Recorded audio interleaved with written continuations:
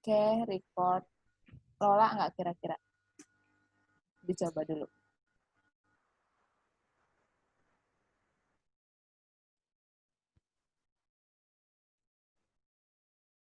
Kenapa? Dah. Oke, sip. Udah, Eji, share screen PowerPoint. Sudah ada pertanyaan.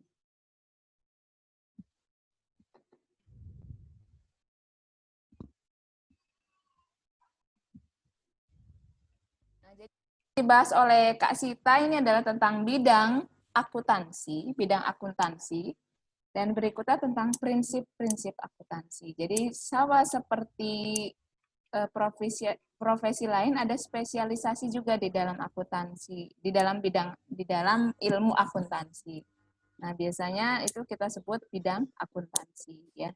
Di dokter juga kan ada spesialis mata, THT gitu. Nah, ini akuntan mungkin juga ada spesialisasi kerjanya seperti apa nanti akan dibahas oleh Kak Sita. Berikutnya beliau juga akan membahas tentang prinsip akuntansi. Nah, ini yang cukup penting juga untuk dipahami tentang prinsip akuntansi. Oke, sudah terlihatkah di layar? Belum. Belum? Ya, belum. Belum ya? Anak-anak sudah terlihat tampilan di layar PowerPoint-nya? Boleh ketik di kolom chat. Oke, sudah. Sudah, oke. Ya, bisa dimulai ya. Silakan Ibu Kak Sita mempresentasikan. Ya, oke. Balik lagi. Masa kita Assalamualaikum warahmatullahi wabarakatuh lagi, Ibu Nuria. Iya. Hari ini kita mau ngobrol ya, karena kebetulan saya juga bukan guru, jadi kita sistemnya sharing aja di sini. Karena kebetulan saya sudah menjalani ini kurang lebih dari 2008 sampai saat ini sebagai praktisi akuntansi. Nah, next Ibu Nur.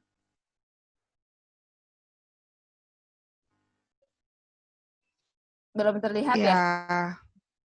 Ya sudah. Oke, nama saya Cati Valintang.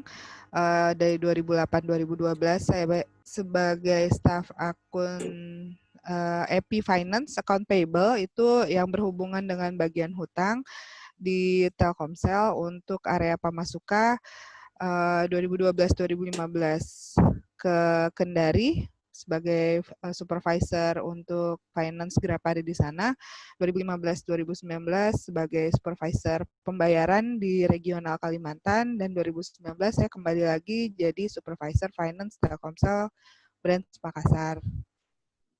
Oke, lanjut. Nah, sebenarnya kan ini kita dua ya topiknya, tentang bidang akuntansi dan prinsip akuntansi. Tadi udah dijelaskan sama Kakak Sally apa itu akuntansi. Jadi kayaknya saya skip aja di sini, kita langsung next aja. Karena sebenarnya menurut saya teman-teman itu sudah tahu lah apa itu sebenarnya akuntansi, yang aktivitas, yang identifikasi, catat, klasifikasi, mengelola dan menyajikan data-data kuantitatif keuangan. Harus data kuantitatif ya, yang harus di-note di sini. Yang intinya fungsinya ini apa sih gunanya, kenapa kita ngelakuin itu fungsinya untuk kita ngambil suatu keputusan, atau kalau di sini bilang untuk tujuan lainnya, balik lagi sebenarnya untuk ambil keputusan. Apa misal, nanti kita bahas lagi di bidang-bidang akuntansi lah. Next. Nah, ini di sini yang saya lihat dari gambaran bukunya, mereka menjelaskan ada 8 bidang akuntansi. Sebenarnya sekarang ini pun bidang akuntansi itu udah berkembang lebih banyak dari 8 yang ada ini. Kalau di sini kan bidangnya ada financial accounting, akuntansi keuangan, yang berhubungan nantinya dengan laporan keuangan. Udah belajar tentang laporan keuangan kan, Ibu Nuria? Belum. Ini mereka baru minggu Belum. kedua belajar. Oke, ya financial accounting itu berarti yang berhubungan dengan laporan keuangan. Kayak tadi kan Mbak Shelly bilang, iya nanti laporan keuangannya sebagai bukti bagaimana perusahaan itu dijalankan. Karena di laporan keuangan ini merangkum dan menggambarkan tentang kegiatan yang dijalankan di perusahaan itu. Nah, kemudian ada auditing accounting, akuntansi pemeriksaan. Jadi apa yang ada di laporan keuangan itu nantinya diperiksa bidang akuntansi yang berhubungan dengan pemeriksaan laporan keuangan atau juga berhubungan dengan pemeriksaan SOP, standar operating procedure, bagaimana cara dijalankannya suatu proses yang ada di perusahaan tersebut untuk mereka sampai menghasilkan laporan keuangan, atau cost accounting, bidang akuntansi yang berhubungan dengan bagaimana cara untuk menentukan harga suatu barang, bagaimana cara harga untuk menghitung suatu HPP, harga pokok penjualan yang akan dilakukan. Biasanya ini berhubungan sama perusahaan-perusahaan manufaktur. Manufaktur itu perusahaan yang membuat sesuatu, atau kalau di Telkomsel sendiri ya industri. Kalau misalnya di Telkomsel sendiri ini misalnya bagaimana cara kita menentukan berapa harga paket yang harus kami jual kepada teman-teman semua. Nah, kalau misalnya budgeting accounting itu bidang akuntansi yang berhubungan dengan perencanaan, baik perencanaan penerimaan ataupun perencanaan pengeluaran. Kayak misalnya teman-teman kalau misalnya punya usaha, teman-teman merencanakan bahwa nanti penjualan kita misalnya mau sekian, berarti biayanya nggak boleh sekian biar kita bisa dapat untung sekian, seperti itu. Nah, kalau tax accounting itu bidang akuntansi yang berhubungan dengan pajak. Untuk teman-teman karena mungkin masih SMA ya, paling hanya merasakan pajak tuh PPN ya, kalau misalnya beli barang ada PPN 10%. Tapi kalau misalnya nanti udah di perusahaan atau nanti sudah ada di dunia bisnis, pajak yang ada, kewajiban perusahaan untuk memberikan sumbangsi ke negara itu banyak sekali. Jadi kita butuh bidang akuntansi yang mengurusi tentang pajak ini sendiri. Seperti itu. Terus public sector accounting. Ini bidang akuntansi yang berhubungan dengan pemerintahan. Karena beda cara dan persepsi antara akuntansi laba dengan akuntansi pemerintahan. Karena tujuan dan fokusnya juga berbeda. Sistem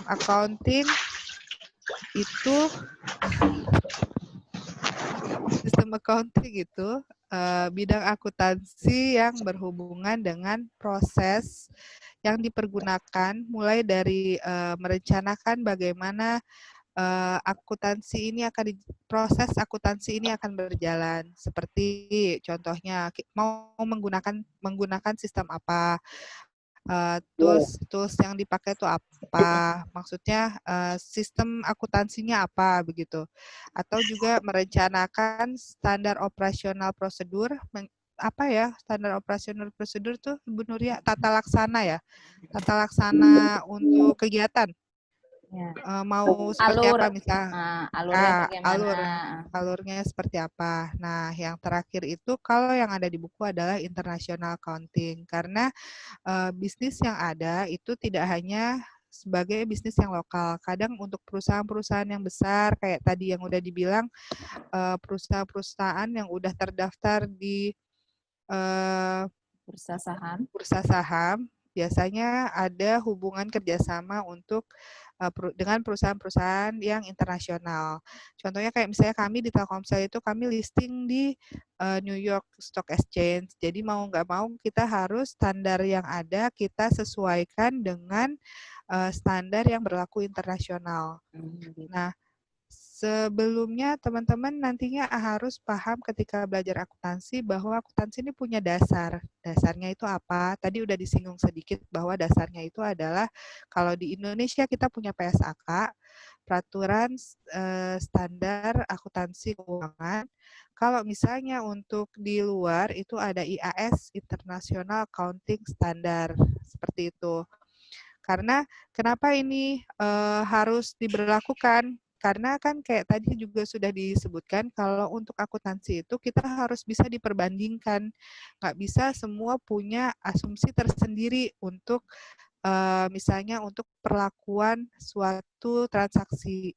Kan tadi teman-teman sudah dikasih tahu ya bahwa akuntansi itu pertama kita mengidentifikasi. Kita ada satu kejadian, misalnya belanja alat tulis. Nah, belanja alat tulis ini kita harus identifikasi dulu nih, belanja alat tulis ini sebenarnya, oh iya memang dia itu adalah kegiatan akuntansi. Karena kenapa itu dia berhubungan dengan proses keluar masuknya uang di perusahaan itu, seperti itu. Nah, nantinya untuk pembelanjaan ini proses alurnya seperti apa? Oh, proses alurnya itu sudah diatur dengan sistem akuntansi yang tadi dibilang bidang akuntansi yang mengurus untuk SOP. SOP-nya, mau seperti apa prosesnya berjalan, seperti itu. Nah, kenapa kita harus punya standar selain untuk diperbandingkan? Karena nantinya ketika kita sebagai perusahaan, kita untuk dibilang bagus itu kan kita harus punya penilaian. Nah, untuk bisa dapat penilaian yang seragam, yang bisa diperbandingkan, harus punya standar yang sama. Nah, untuk punya standar yang sama, akuntansi ini butuh butuh apa ya? Butuh prinsip. Nah, prinsipnya ini yang kita bilang 10 dasar prinsip akuntansi. 10 dasar prinsip akuntansi yang pertama itu entitas ekonomi, bahwa perusahaan itu adalah kesatuan usaha. Jadi dia pencatatan asetnya itu harus terpisah antara milik sendiri sama milik pribadi. Nggak bisa dicampur adukan. Makanya akan salah kalau misalnya nanti kalian punya usaha, tapi ternyata misalnya kalian punya usaha warung kelontongan, tapi hasil dari warung kelontongan pun itu kalian pakai untuk kegiatan pribadi kalian, karena itu akan salah. Kenapa? Karena akhirnya kalian tidak bisa membuat perhitungan laba rugi yang real berapa dari kegiatannya kalian. Karena kegiatan sudah tercampur aduk antara keuangan pribadi dengan keuangan kalian sendiri, seperti itu. Terus yang kedua itu Perusahaan. ya Pribadi dengan perusahaan. pribadi dan perusahaan, sorry. Terus yang kedua periode akuntansi. Nah, akuntansi ini ada jangka waktunya. Kenapa butuh jangka waktu? Karena balik lagi, dia harus bisa diperbandingkan. Kalau misalnya dia tidak ada jangka waktunya, tidak valid juga informasi yang diberikan. Contoh, misalnya kita tahu bahwa perusahaan A per tanggal hari ini di tahun yang lalu menghasilkan keuntungan Rp10. Dibandingkan dengan sekarang, dengan adanya COVID, ternyata perusahaan A tersebut yang ada mereka malah defisit. Tapi nantinya ketika 1 tahun, ternyata perusahaan A itu dibandingkan dengan tahun lalu dan tahun ini, perusahaan A itu sama-sama memberikan keuntungan. Tapi kenapa ini menjadi penting? Karena akhirnya ketika ada periode akuntansi, pengguna, siapapun sebagai pengguna akuntansi itu, yang butuh untuk melihat data akuntansi itu, ketika mereka mau mengambil keputusan, mereka bisa mengambil keputusan sesuai dengan kejadian yang ada yang bisa mereka perbandingkan. Ini membingungkan nggak, Bu Nur ya? Maksudnya begini, ketika tahun lalu dibandingkan dengan tahun ini, kami di Telkomsel melihat bahwa ternyata penjualan kami sangat-sangat turun saat ini gitu dibandingkan dengan tahun lalu. Akhirnya kami membandingkan, oh ya ternyata per hari ini dibandingkan dengan per hari kemarin ada kejadian apa ya gitu. Oh, ternyata ada case untuk si corona ini. Jadi daya belinya jadi orang-orang tidak terlalu bisa membeli lagi untuk saat ini. Tapi ternyata ketika kami lihat dalam satu semester, semester 1 kemarin, oh ternyata semester 1 itu penjualan kita di 2020 ini ternyata lebih baik daripada 2019. Kenapa ya? Oh ternyata efek ya corona itu belum segitu signifikannya. Jadi untuk sekarang apa yang harus kita lakukan intinya adalah periode akuntansi ini memberikan informasi yang validitas waktunya itu ada validitas waktunya seperti itu. Bu Nuria tolong dipaparkan.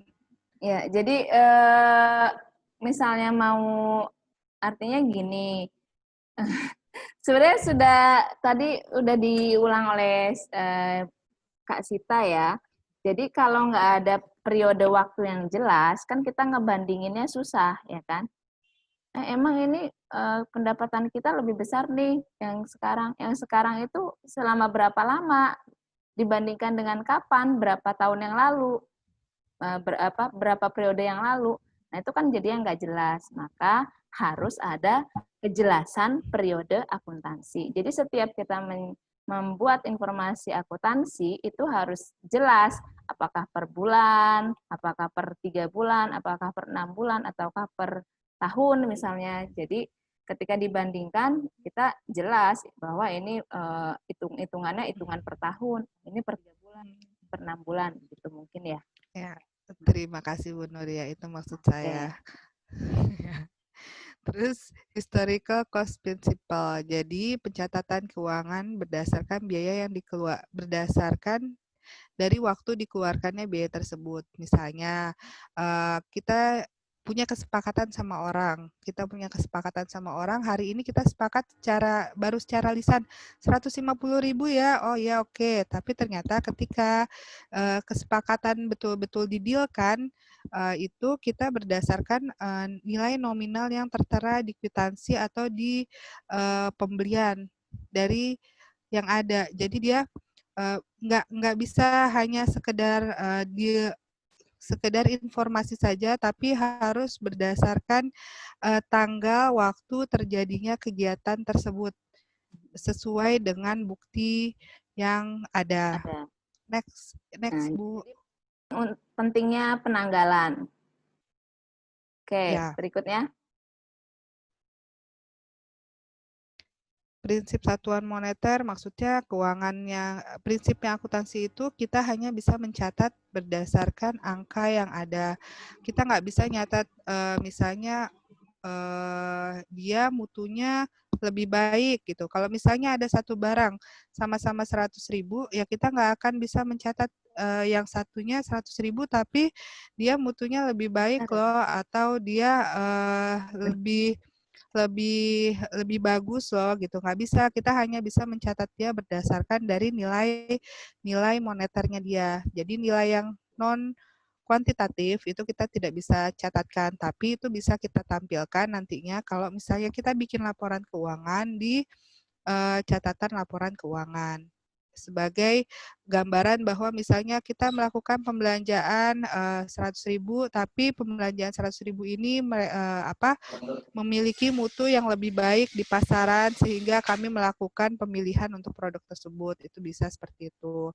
Kelima, prinsip kesinambungan usaha. Jadi ketika kita sebagai orang akuntansi itu untuk perusahaan yang sedang berjalan, kita harus selalu berasumsi bahwa perusahaan ini akan terus-terus berjalan. Perusahaan ini nggak akan ada matinya. Jadi ketika kita mau melakukan suatu misalnya mau ngambil keputusan investasi atau keputusan belanja, kita berpikiran bahwa ini kita ambil untuk memberikan yang bukan hanya sekedar memberikan keuntungan untuk saat ini, tapi juga bagus untuk efek perusahaan ke depannya gitu. Yang keenam, prinsip pengakuan pendapatan. Jadi kalau bahasa Inggrisnya ini dibilangnya matching concept against revenue. Jadi kalau di perusahaan itu kan berarti ketika ada pendapatan yang kita terima, berarti itu ada biaya, ada effort yang kita keluarkan. Nah, selisihnya itu yang nantinya akan kita sebut sebagai laba di kita. Seperti itu. Next, Ibu Nut. Yang ketujuh, itu prinsip mempertemukan. Ini kurang lebih sama kayak yang nomor 6 yang saya bilang tadi ya. Jadi matching concept against revenue. Jadi biaya yang dikeluarkan, pendapatan yang kita terima itu sebesar dengan biaya yang kita keluarkan untuk mendapatkan pendapatan tersebut. Yang ke-8, tadi itu juga udah dijelaskan sama Kakak Sally, prinsip konsistensi. Kenapa dia harus konsisten? Karena nantinya ketika untuk melakukan perbandingan, bisa diperbandingkan. Jadi ketika pencatatan penjualan itu selalu dilakukan di akun yang tadi akun barang penjualan, bukan dilakukan untuk di pendapatan lain-lain. Nah, jangan dirubah-rubah. Kenapa? Karena nantinya ketika misalnya mau melakukan analisa, kenapa ya pendapatan kita itu sekarang menurun, kenapa pendapatan kita sekarang naik. Nah, itu kita bisa lihat dari laporan keuangan yang kita punya. Oh iya, ternyata misalnya betul ya, ternyata dia naik sekarang ini misalnya karena banyak demand-nya gitu, karena banyak orang yang lagi mau. Sedangkan kalau misalnya kita catatnya itu beda-beda terus, ya akhirnya nanti itu membingungkan orang yang mau ambil keputusan. Jadi akhirnya keputusannya jadi nggak valid. Yang ke-9, prinsip pengungkapan penuh, full disclosure. Informasi yang kita tampilkan di laporan keuangan itu betul-betul informasi yang penuh yang tidak ditutup-tutupi. Misalnya, ketika perusahaan mendapatkan keuntungan atau perusahaan mendapatkan kerugian, itu harus bisa ditampilkan secara penuh di laporan keuangan yang dimiliki sama perusahaan. Karena ini efeknya nantinya kalau misalnya kita nggak melakukan ini, ketika ada audit pemeriksaan, terus nantinya ditemukan bahwa hal ini itu yang nanti dibilang bahwa adanya fraud, sehingga akhirnya nanti laporan keuangannya si perusahaan jadi tidak bisa dipercaya, akhirnya nilai perusahaannya itu jadi turun, dan itu nantinya di beberapa negara hal ini sudah bisa membuat perusahaan ini menjadi bangkrut karena akhirnya orang-orang menjual sahamnya yang ada di situ dan perusahaan itu secara secara bursa saham jadi nggak ada nilainya lagi. Yang terakhir itu adalah prinsip materialitas. Jadi karena perusahaan dan pencatatan yang ada di akuntansi itu bernilai moneter, keuangan, jadi semua diukur secara kuantitatif, gitu. Tidak bisa pengukuran secara kualitatif. Balik lagi, ya ini prinsip-prinsip yang ada di dalam akuntansi. Kenapa dia harus ada di akuntansi? Kenapa? Karena mereka untuk si akuntansi ini punya dasar bahwa semua yang terjadi tidak boleh tidak memenuhi dari 10 prinsip ini. Seperti itu, Bu Nuria. Seperti itu sih, Bu Nuria.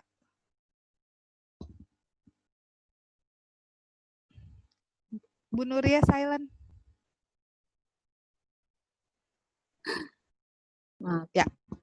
Sudah 10 prinsip yang dijelaskan. Iya.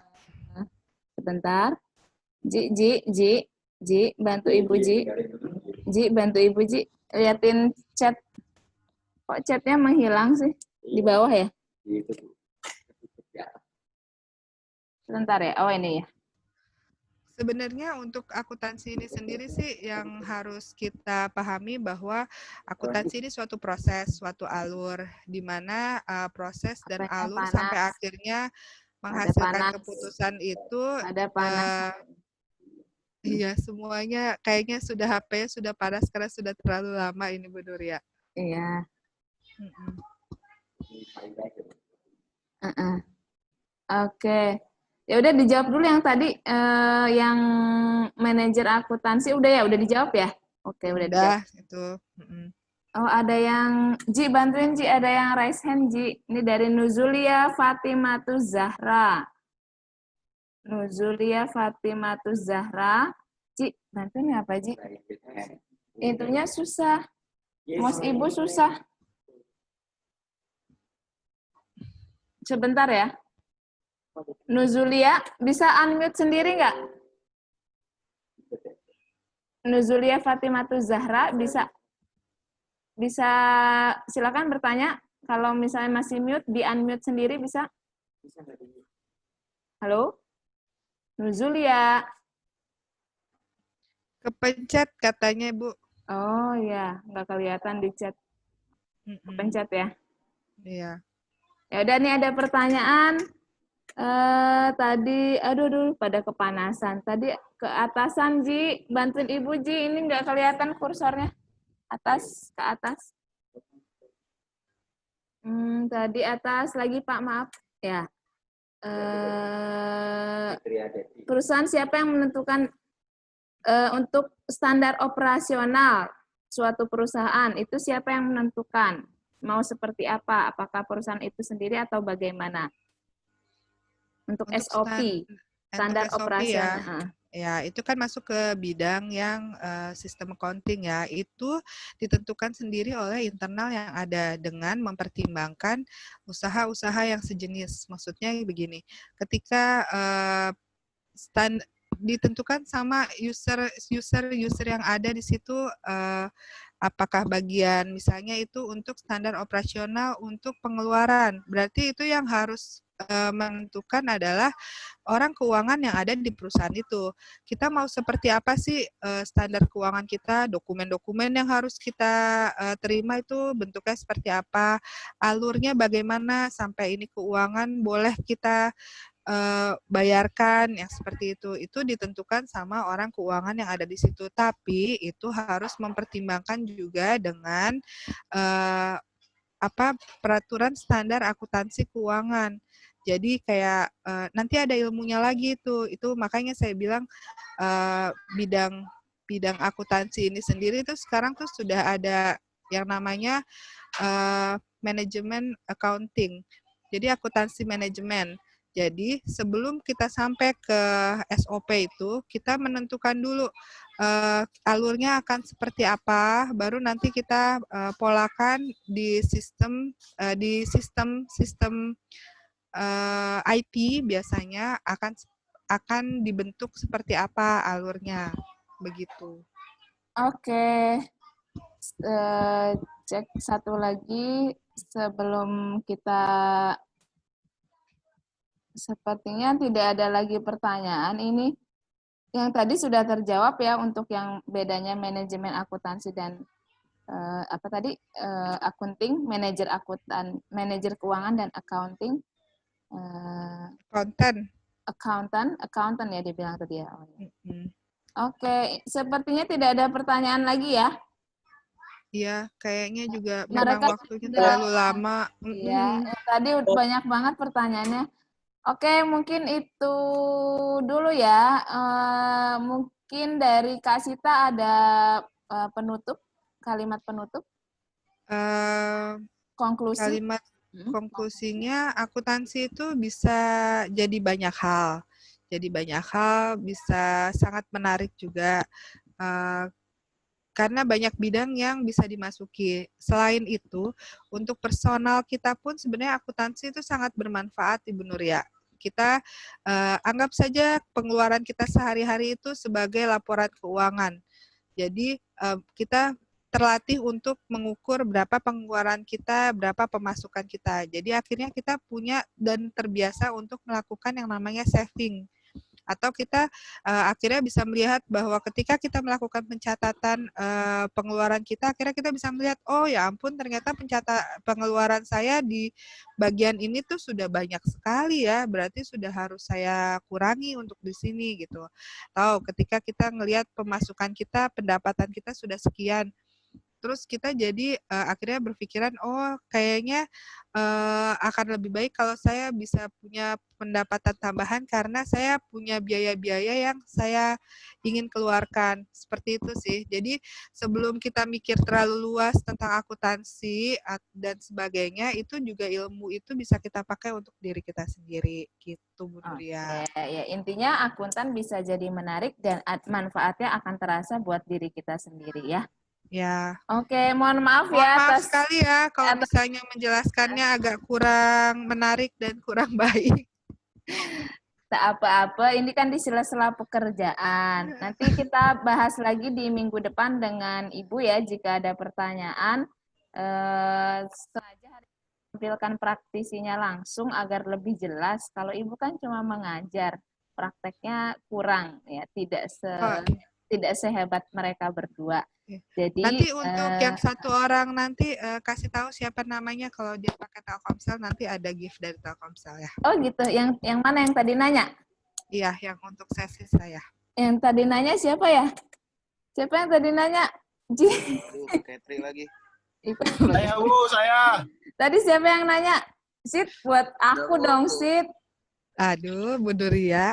Ntar ada catatannya kok. Tadi lupa, ada rekamannya. Oke, terima kasih ya, ada gift-nya. Jangan lupa gurunya juga dikasih. Oke, baik. Terima kasih. Mohon maaf atas segala kekurangan. Selamat tadi ada kesalahan teknik. Ibu Cativa juga terima kasih sudah banyak membantu kami dalam pembelajaran. Mudah-mudahan ada yang bisa mudah-mudahan ada yang bisa diambil. Saya tutup dengan alhamdulillahirobbilalamin. Assalamualaikum warahmatullahi wabarakatuh. Waalaikumsalam. Waalaikumsalam. Waalaikumsalam. Ya, Sita, makasih ya, Sit. Ya Allah, pegal banget ya Allah.